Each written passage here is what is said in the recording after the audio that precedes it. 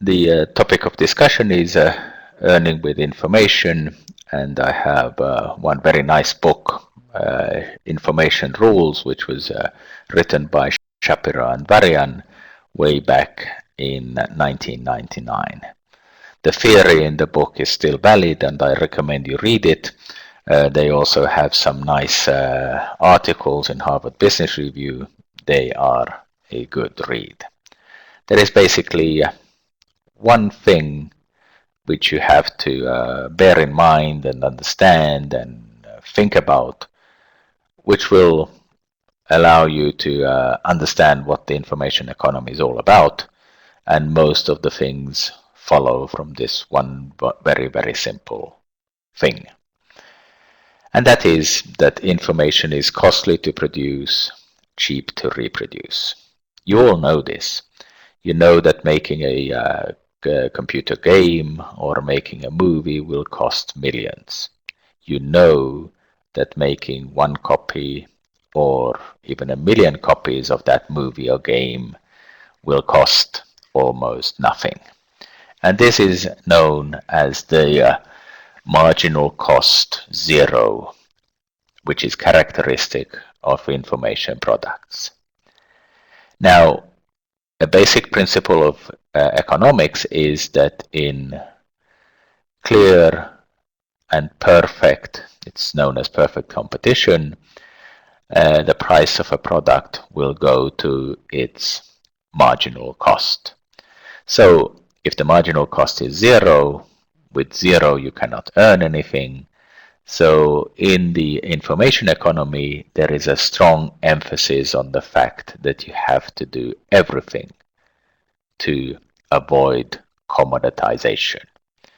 In a slightly more populistic way, you have to do everything to avoid competition. You have to, in every possible way, avoid price comparability. Now, I'm sure you're aware of this, how this is being done. It is a cat and mouse game between the consumer and the company who is providing the service. The consumers are trying to find what is the cheapest airline ticket, for example, and the airlines are doing their best to have different prices. The airline is here not a good example because it is also a brick company, but so a physical company. In pure information assets, this competition can get very cutthroat. If the marginal cost, as with information products, is zero, then this means that you can give a sample at no cost to you. Every now and then in the physical world, I go walk through the railway station in Helsinki, and they're giving physical products, yogurts, and different other samples for free. But every time I know that if there's a huge barrel or a huge plate of these free samples, it will cost the sample giver. But with information products, the sample has no cost. So it is very, very common that samples are given for free. You might have a free 1-month subscription, and unless you cancel it, you will have to pay the next month, and so forth. It also means that you have to focus on what is the value to the customer. So if the customer values a service for some other reason, he will be willing to pay all the way up to how much he values the service. So the question is, can you find those different segments in your customer base who have different value, who value your service in a different way?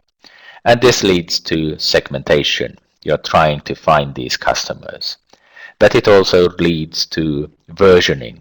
You make very, very small differences in your products, and because of these small differences, one customer is willing to pay for it, while the others are not willing to do this. And if you think about this, you will have many examples of online services where the basic offering is for free, then you have some additional feature in it, and maybe 1% or 10% of the customers are willing to buy this particular service.